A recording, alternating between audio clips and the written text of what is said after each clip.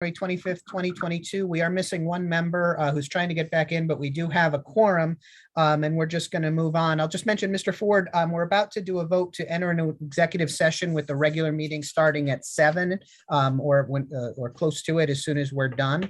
We're about to take that vote here.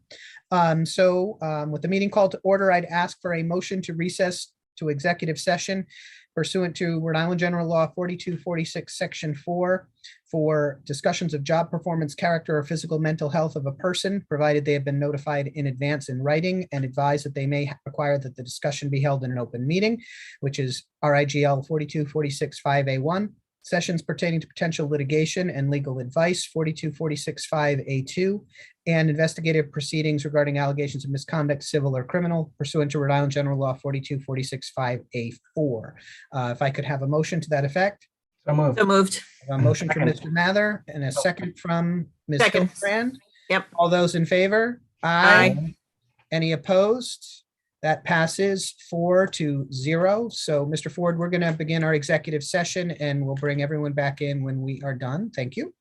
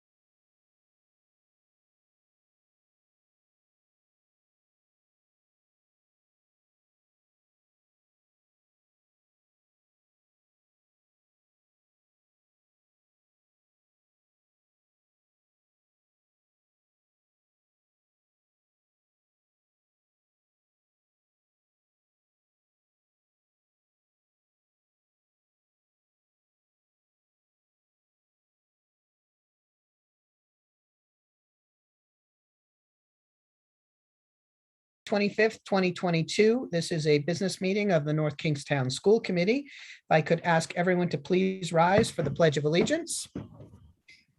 I pledge allegiance to the flag of the United States of America and to the republic for which it stands, one nation, under God, indivisible, with liberty and justice for all. Thank you. And Madam Clerk, if you could please call the roll. Mr. Blasberg, Here. Mrs. Hildebrand. Here. Mrs. Hoskins. I'm aware that Mrs. Hoskins has been kicked off, so she's going to try to get back in. Okay, we'll go on then. Mrs. Lima. Here. Mr. Mather. Here. Mrs. Schott. Brooke Thompson. Gabriel Anthony. Gabriel is here. I Let do me see let him, yeah. talk. Yeah, I see Gabriel. Gabriel? He is here. Okay, good.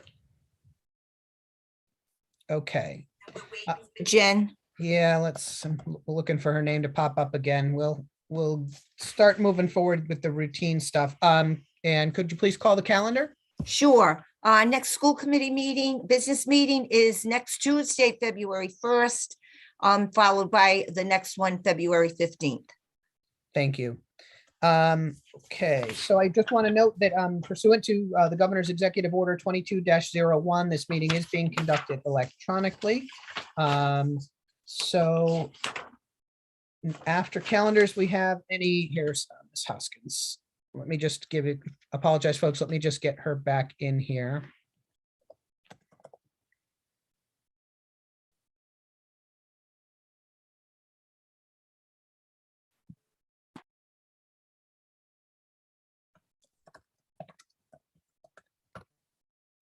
Okay, so we got her back. Okay, so next item would be any presentations or recognitions. Dr. O'Shea?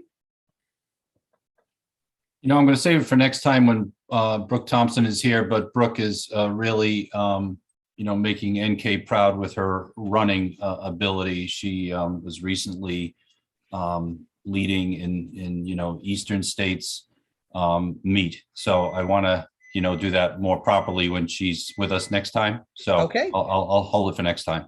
All right.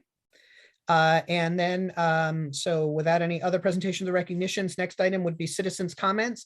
Just as a reminder, if you happen to be on a phone, I think I did see at least one, you would press *9 to raise your hand. Otherwise, in the participants tab, raise your hand is an option. If you do that, I will see that and I will call people in the order that they raise their hands. And I also ask, as always, if you could please state your name and address for the record for our clerks, and please limit any comments to 3 minutes. Not seeing anyone. Okay, there we go. Okay, got a couple. So first will be, I'm just going to read the screen names. Again, another reason I need you to please state your full name and address, because not everyone's screen names match their actual names. So first would be Jay McGuinn.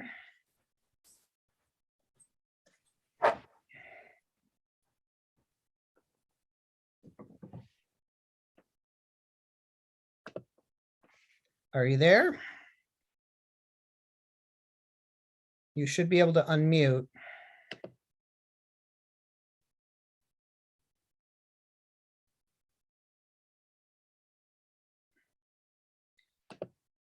All right. There we go. Sorry. There you go. We got you. It wanted on mute for a minute. No problem. Jim McGuinn, 412 Chimney Rock Drive. I wanted to know, have you put together a response to my questions from last meeting as to, was there a deal to allow Mr. Thomas to leave if he was going to move to another state? Mr. McGuinn, as I'm sure you know, these are time for you to give a comment. You're welcome to have 3 minutes to speak on any topic you want. However, we don't answer questions or respond to citizens' comments at this time. Okay, I guess you haven't done that. Well, another question. Did that include that Mr. Thomas could take documents, possibly hard drive and media, with him when he left? I thought that was a standard practice with human resources under probably the COO that you wouldn't be able to take documents that actually belong to the school department. No response. Another question, was DCYF updated with the results of Mr. Oliverio's report of June 18th?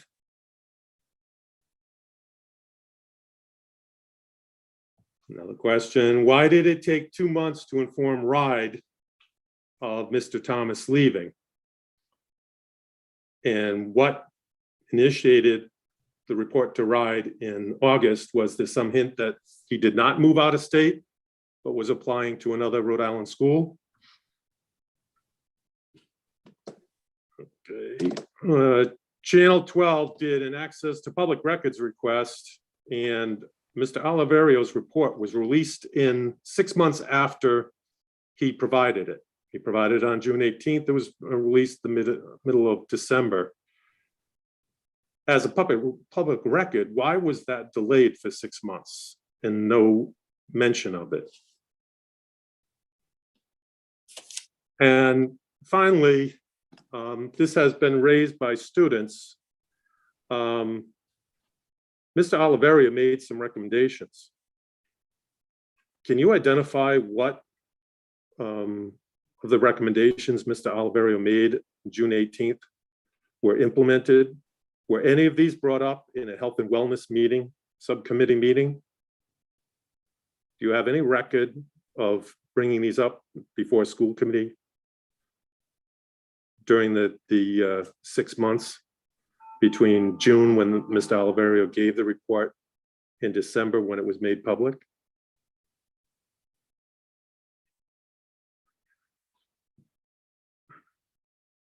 You know, you talk about a lot of things in the school committee, and you give yourselves awards and you give yourselves pats on the back, but these were children. These were children that were abused while you were in office as school committee members and as administrators. And Mr. Thomas was allowed to leave with materials. I have to ask you to please wrap up, sir. And Mr. Thomas was potentially allowed to go to another school and potentially abuse other students if these allegations are correct. I don't know. I don't know. Again, I have to ask you to please wrap up, sir. I don't know how you look at yourselves in the mirror. That's it. Thank you, sir. So next would be S. Tingley.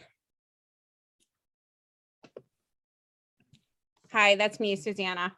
Sorry, it depends on which Zoom I'm in. No problem. If you could just again give your full name and address, and then Sure. Susanna Tingley, 750 Hatchery Road. The DEI subcommittee is preparing to present their recommendation for an equity audit of our schools and community. The audit will mine for data to show we are racist and justify a new curriculum and professional development. The school committee already has a great deal of data and knows where our greatest needs lie. So why would an outside company be hired to duplicate data? Next year's preliminary school budget will require a 3.5% increase in town funding, and it will use the school's fund balance of $500,000. The superintendent said this is not a practice we generally like to do, and it has bad ramifications to cover for shortfalls in funding. The equity audit will cost at least $75,000. The curriculum that follows will likely cost several $100,000, and the cost of litigation with the Coach Thomas case is unknown. None of these were factored into the preliminary school budget. Will North Kingstown's taxes be raised to fund the DEI's political interest? 2 equity companies were interviewed by the DEI this week, and it was clear that there was a presumption of racial inequity. The applicant said the first and most frequent inequity in primarily white districts is race, and the most frequent inequity in a white workforce is race. When assessing the environment, the auditors will examine how whiteness affects kids of color. They'll look at school board elections. When asked about staff survey participation, the candidate said, well, that depends on how much authority is exerted to pressure staff to take surveys. I'll share some parent comments from a school district that was audited by one of the equity companies the DEI is considering. This has caused more racial division than we have ever seen. I'm tired of the indoctrination that is taking place in the public school system. Children should not be forced to feel as if they can't speak against a liberal agenda or they will be chastised. Politics should not be taught within a public school system where taxpayers are funding the bill. And lastly, the future of the world relies on what is taught to children, and this type of philosophy is dangerous to society for everyone of all races. NK does not have the need, desire, or money for an equity audit.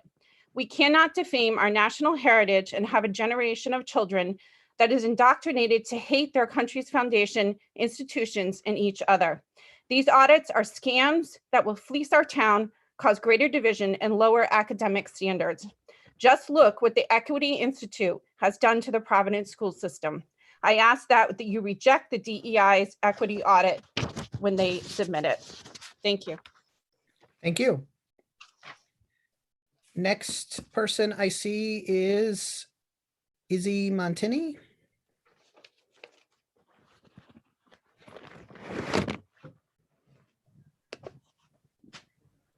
Hi, Izzy Montini, 70 Bethany Lane. Enough is enough. Students at NKHS have fought for consistently accessible gender-neutral bathrooms. However, after many excuses and delays, the bathroom has been closed off for quite some time and remains closed currently. I would like to request that the school committee and superintendent immediately review and reconsider the closure of the bathrooms. I would like to address each of the concerns as to why the bathrooms are closed.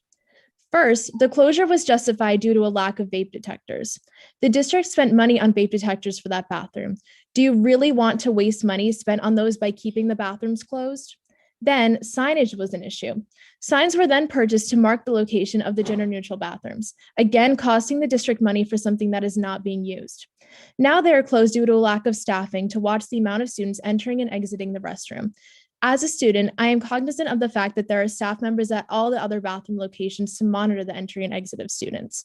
I find it extremely hard to believe that there is not one other staff member available to watch this one. And if it is for a lack of staffing, I suggest that the school committee allocates funds towards proper staffing in your next budget. The administration has said that there are still gender-neutral bathrooms available in the nurse's office. In order for a student to go to the nurse, a separate pass that is acceptable on all floors of the school must be written. Then a student must travel to the opposite end of the school just to use a bathroom. When asking for a written pass, the student is interrupting the class and disturbing the learning environment, and is also missing class time themselves when they have to travel so far to use the restroom. The nurse also has a great deal on her plate with COVID soaring throughout the school. This takes time away from kids who are sick, as the nurse will have to attend to the student who needs to use the restroom. This also puts the student at risk for catching illnesses and germs. It is beyond me why the nurse's restroom is even an option, as it is inconvenient for students, teachers, ill students, and the nurse herself. It is also on the bottom floor, far away from 90% of the classrooms. The gender-neutral facility inside the auditorium was also another proposed alternative to the multi-stall gender-neutral bathroom on the second floor. There are several problems with this restroom as well. One is the distance from the rest of the classes, as it is in the art wing. Second, the doors to the auditorium are sometimes locked. Thus, the restroom is not consistently available. A student could walk all the way down to the auditorium and find the doors are shut. They wouldn't be able to use the bathrooms there. Given these circumstances, the nurse's room and the auditorium bathrooms are insufficient alternatives to the issue at hand. I have made my case, and now I ask that you please reconsider your decision to open the gender-neutral bathrooms as soon as possible, so all students have consistent access to restrooms that fit their needs. Thank you. Thank you. Next, I have Michael Vento. Hello, Michael Yes. Vento, 40 Cassandra Lane, North Kingstown, Rhode Island. I have to say that I am disappointed with the administration's decision to indefinitely close the gender-neutral bathrooms on the second floor of the high school. I can presume, from what the admin has communicated to the student union and several other members of the student body, that the closure is primarily related to the inability to properly staff the bathroom to protect against vandalism and other forms of misconduct. However, there are multiple problems with this closure, justified as an approach to prevent vandalism and any other form of misconduct. Right off the bat, I would like to address the great debate that has ensued around the purpose of this facility. Let me make this clear. Gender-neutral restrooms are for everyone. In numerous times past, I've heard these bathrooms referred to as transgender bathrooms, but no such thing exists. Point being, this bathroom was and should be advantageous for every student, not just a select few. I feel that has not been well communicated. Nationwide and worldwide, gender-neutral restrooms are used by everyone for reasons of preference and/or convenience. Unfortunately, such accessible bathrooms are no longer available. What does that say? What are the optics of this closure? The very students who needed gender-neutral bathrooms the most watched the admin open a completely accessible one for the first time and watched them lock it up several weeks later. You have failed these students. Newsflash, non-binary and transgender students are and will forever be a part of your district. They exist. You teach them. You learn from them. You love them. Now you hurt them. You are hurting your very own. This closure is also indicative of North Kingstown High School's failure to properly address vandalism. The administration is punishing the victims of said vandalism and not the perpetrators. And I just want to say that I do not know why these vandals are targeting this bathroom. I'm pretty sure few people in the district know. But in the event that these attacks are related to prejudice or transphobia, if that is the case, the NK administration is rewarding said prejudice by closing the bathroom. Once again, I'm unsure if these vandals are prejudiced against transgender and non-binary individuals, but if they are, the NK admin is actually doing them a favor, and that prospect is horrifying. So what is the solution? I say North Kingstown needs to look into restorative justice practices. What does that mean? Holding the individuals responsible for the vandalism accountable. Having that student clean up, repaint, or repair the mess. That includes a written response to custodial staff who would have had to do so otherwise. Restorative justice also includes greater education on the immense dangers of prejudice and discrimination. Give these vandals incentive not to repeat these bad tendencies, please. It's also budget season. You claim you don't have the staff to monitor the bathrooms. Have you requested in your budget the additional staffing necessary to keep all bathrooms open and accessible to all students at North Kingstown High School? If not, why not? Lastly, you made the socially aware decision to create this multi-stall gender-neutral restroom. I asked the department this. Why go through the trouble of installing vape detectors, purchasing signage, etc., just to have the bathroom locked and unusable indefinitely? You wasted money. You are still wasting money. Doesn't really make sense. I have to ask you to please wrap up. Yes, I will. I know there is unease in regards to this facility being multi-stalled. If the issue with the restroom facility is that it is multi-stalled, why was this issue not addressed when the original concept of the gender-neutral restroom facility was discussed? I was there. I do have to ask you to please wrap up. Yep. This new justification for the closure is a recent one. More importantly, staff monitoring could remove the possibility of misconduct inside the gender-neutral laboratory. In closing, I've expressed the social, emotional, educational, and fiscal drawbacks that coincide with this closure. Please take with this information what you will. Thank you. Thank you. Next person I see is Ramona Bessinger.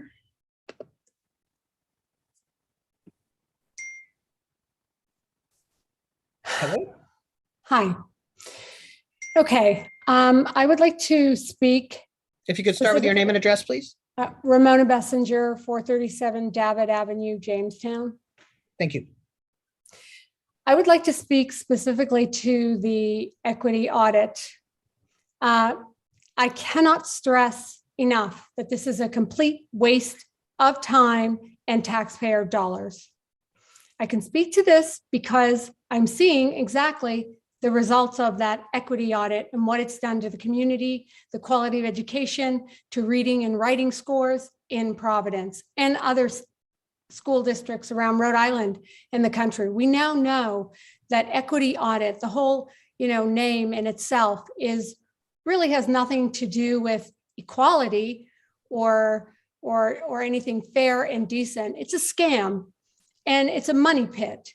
And so I just want to share that North Kingstown residents need to be ready to, once this equity audit is done, to be bullied.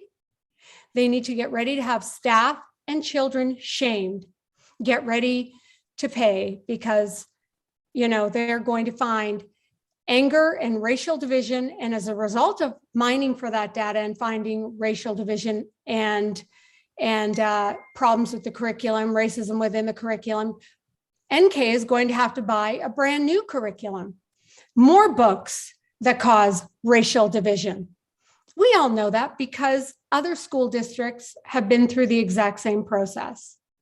I think it's important for parents to understand exactly what the equity audit means, and for parents then to ask why NK would participate in such a ridiculous, expensive endeavor that will yield nothing for students, families, teachers, school culture, the community, nothing for diversity, racial tolerance, racial fairness, or equality.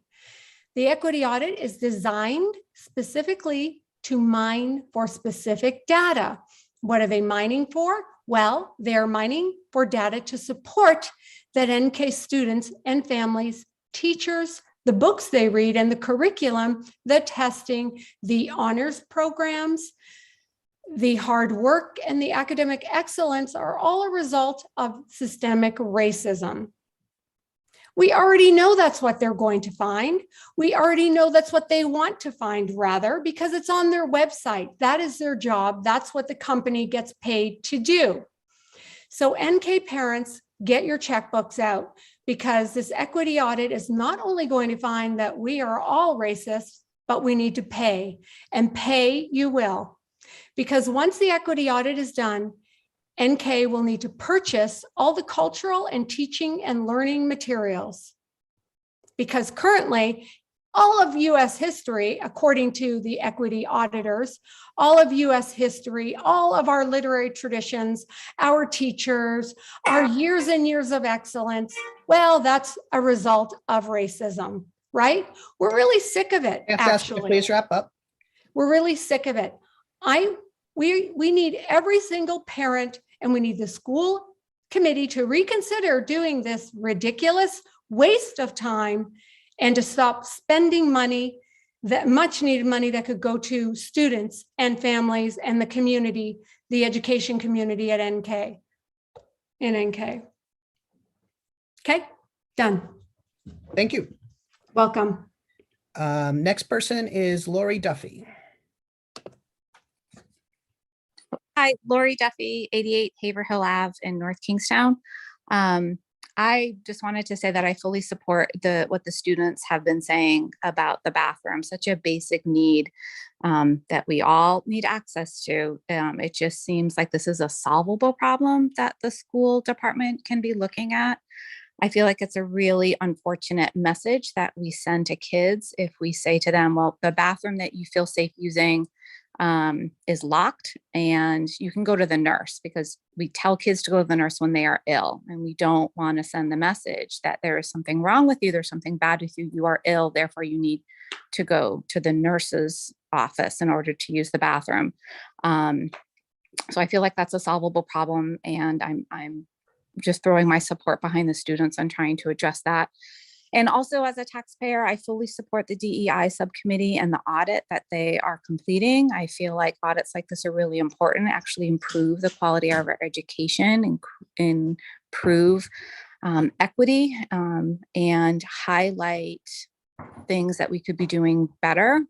And I really disagree with a lot of the propaganda that's out there about kids being bullied and taught to hate their race and things like that. I think there's actually quite a bit of evidence and research that would speak in contrary to that. So I fully support the committee. I appreciate the work that they're doing. I appreciate that they're putting themselves in the line of fire. And I hope that they continue to show up the way that they've been showing up. It's greatly appreciated. That is all. Thank you. Thank you. Next person is Kim L. Hey there, Kim Lanaway, 47 Sylvan Court in Saunderstown. I am sitting here watching you guys, and I think that there just needs to be a little reminder that, we elected the school committee. So you, Greg, and Jake, and the Jens, and Linda, to represent what the community wants. And it's very frustrating for me to sit here and watch you just sit there listening and refuse to answer questions. We send countless emails that go absolutely unanswered a majority of the time. And I just think it's ridiculous that nobody on that school committee has directly addressed this community with respect to the Aaron Thomas situation. We've never received anything except for, we're following the media. Okay, thank God the media got involved, because otherwise, what would we know here? We would know nothing. You've said nothing.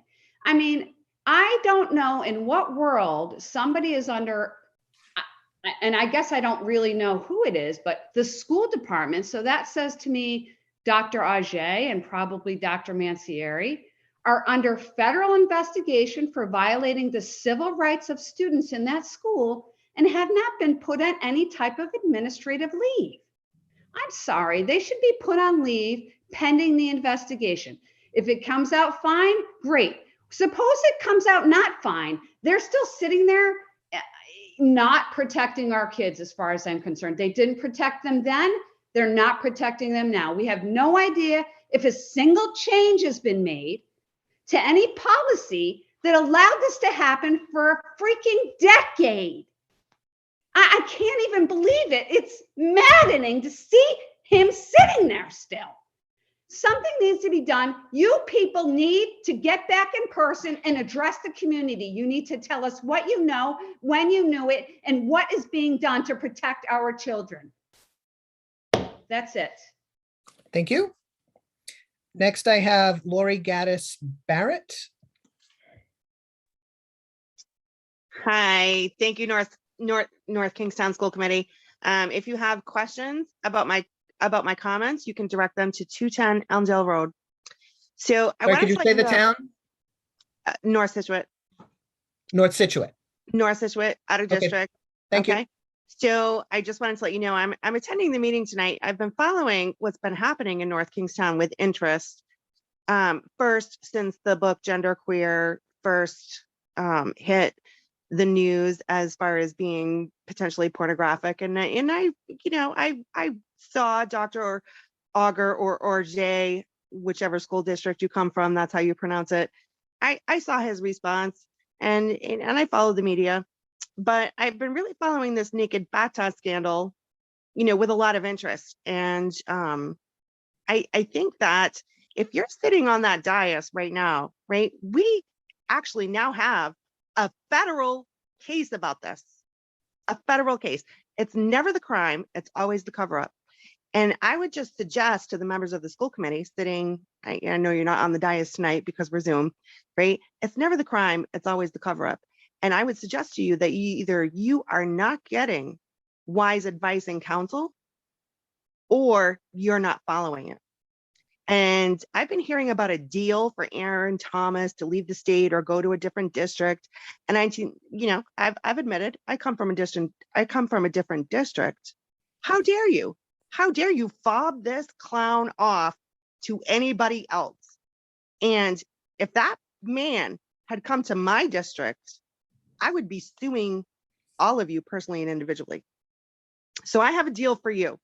If you're sitting on the dais right now and you are not experiencing intestinal distress about all these investigations, it's not because you're correctly responding. It's because you are unworthy.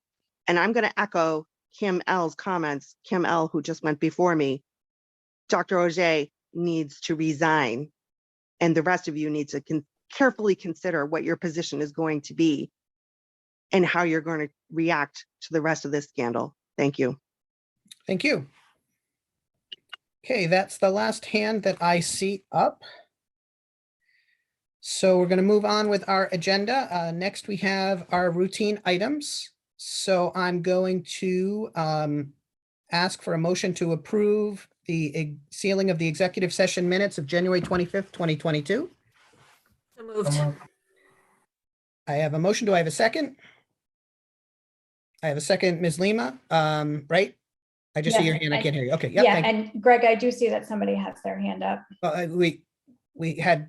They had it up before you made the motion. Okay, I didn't see that. All right, then we'll backtrack. I'll let this person go. I didn't see that. Okay. I have an LH. Yes, thank you. I appreciate you acknowledging my hand up. Sorry about that. That's fine. This is just Zoom and we got to do what we got to do. Lisa Hunter, 88 Woodhaven Road. Actually, I appreciate the opportunity. Sorry, could you just say the town? I'm North Kingstown. Okay, thank you. Lisa Hunter, 88 Woodhaven Road, North Kingstown, Rhode Island.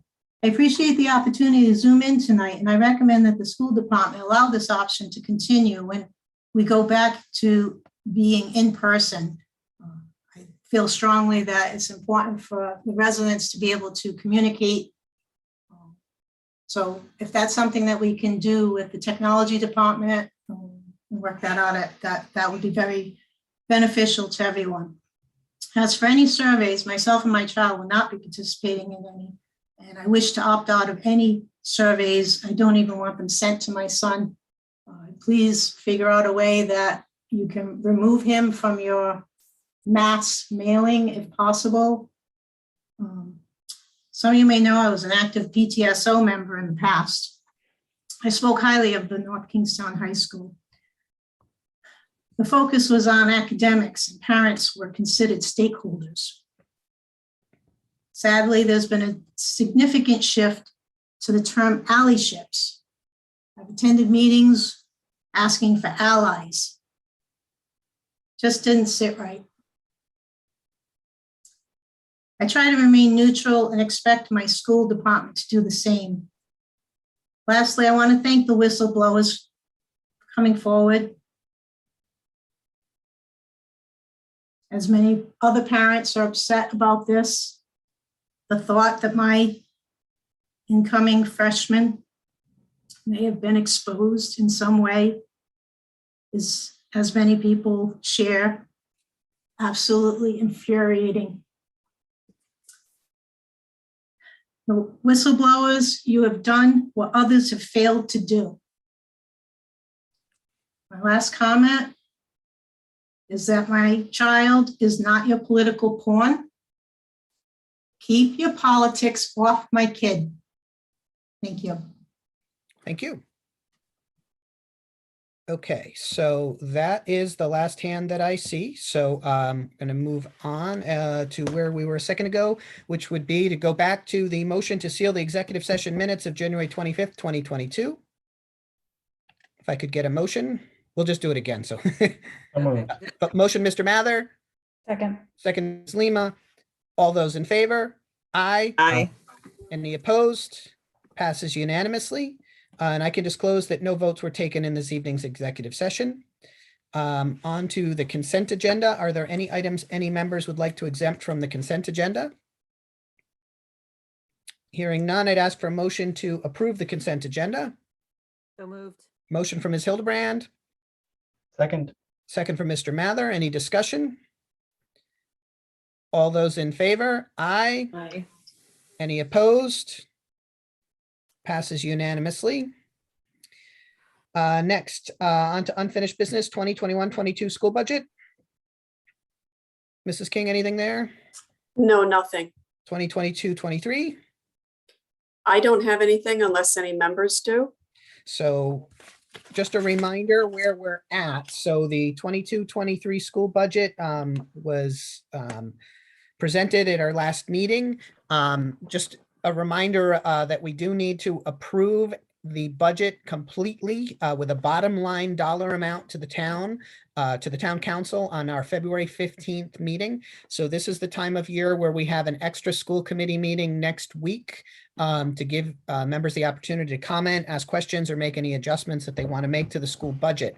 We do ask always that if there's something that you are looking at changing, that you please let Mrs. King and Dr. Ajay know that in advance. And there's a very, very simple reason for that.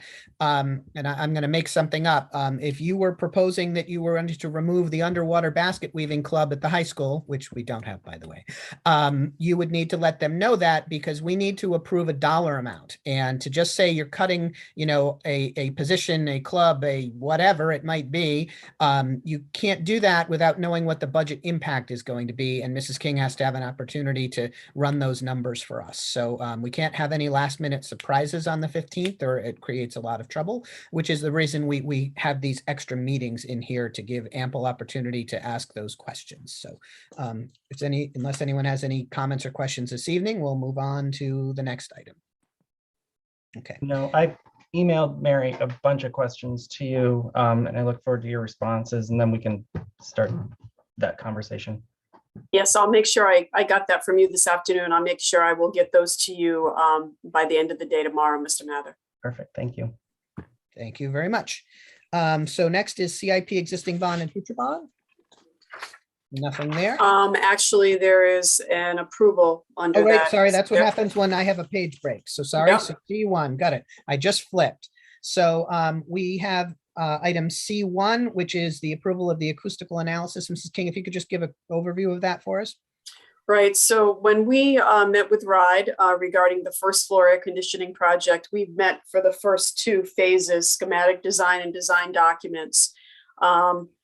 RIDE is requiring that we get an acoustical analysis, even though the system is the same as the system that we put in there summer before, this past summer. And I need approval to do that because the acoustical analysis was not part of our original A&E fees.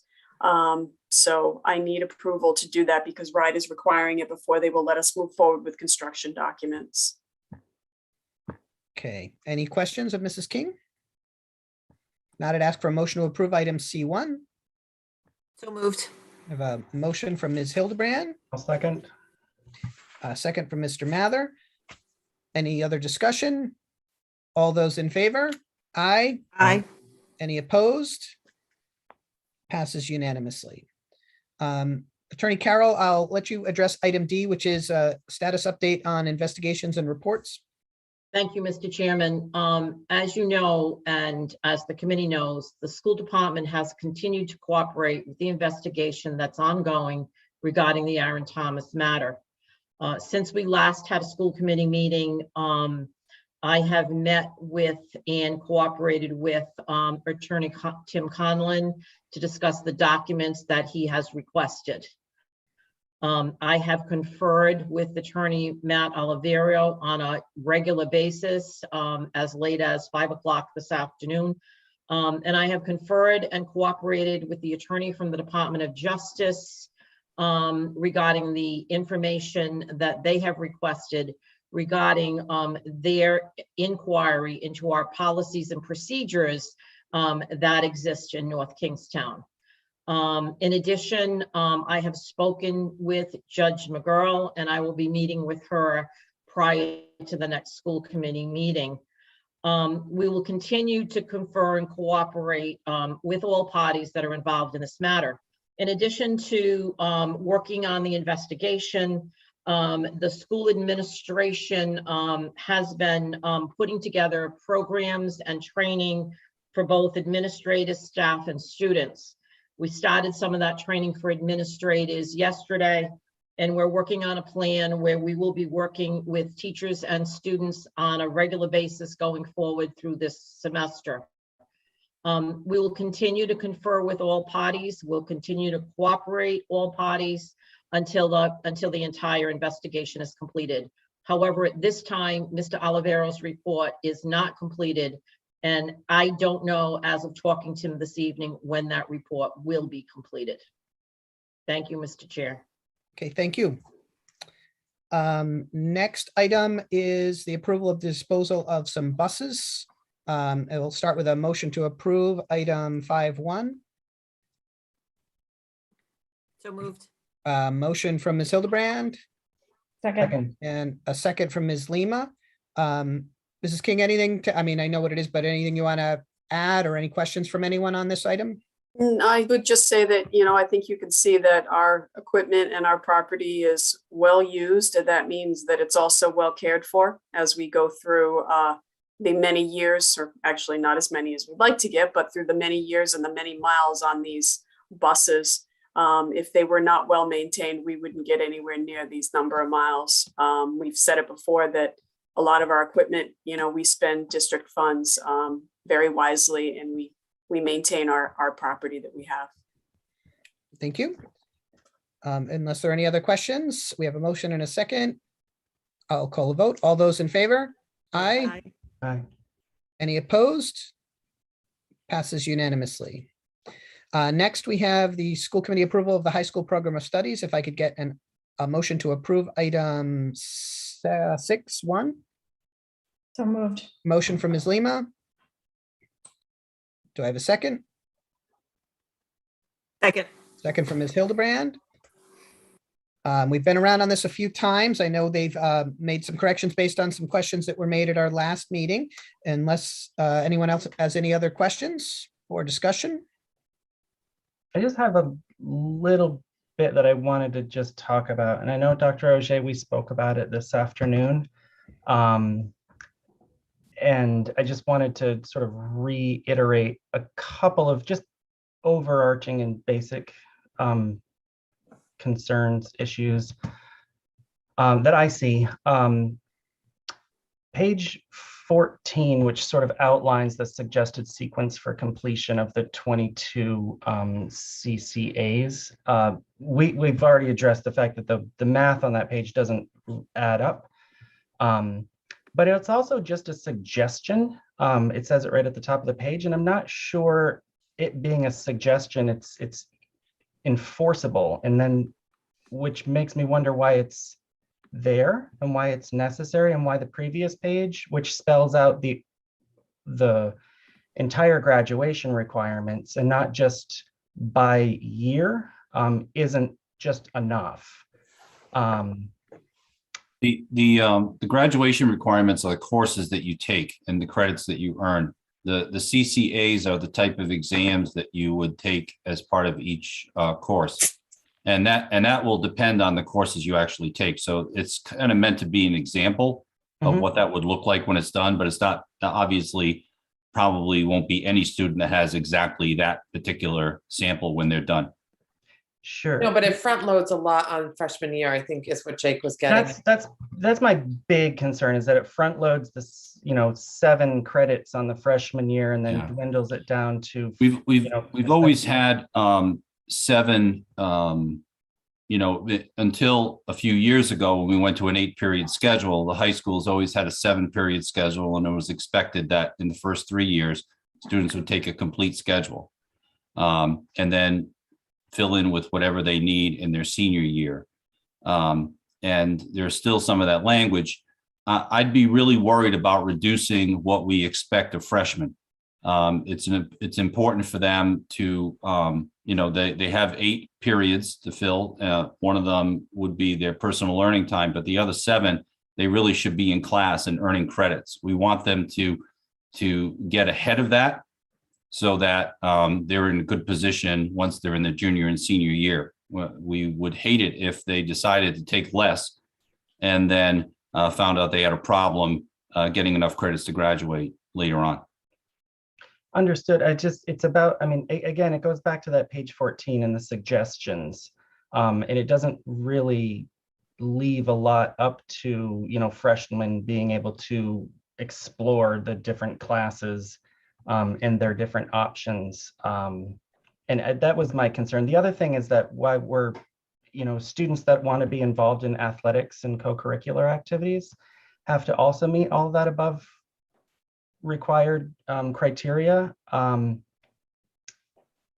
I was under the impression, and maybe falsely, that we were following the interscholastic league eligibility requirements, which are much, much less.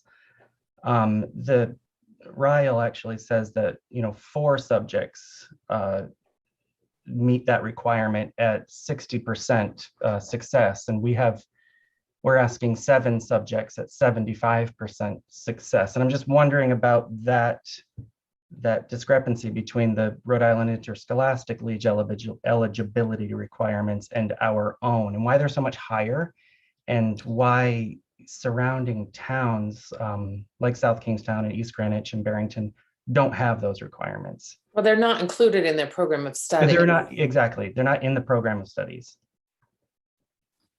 I don't know the answer to that question. We've had it in the program of studies for many years now, and I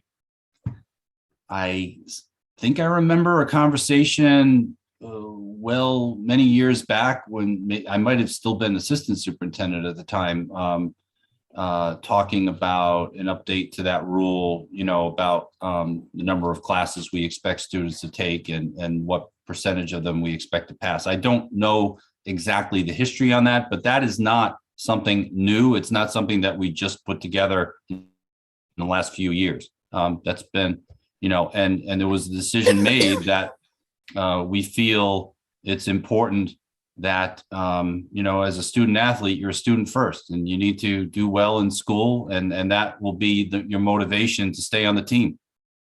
And we're finding success with that.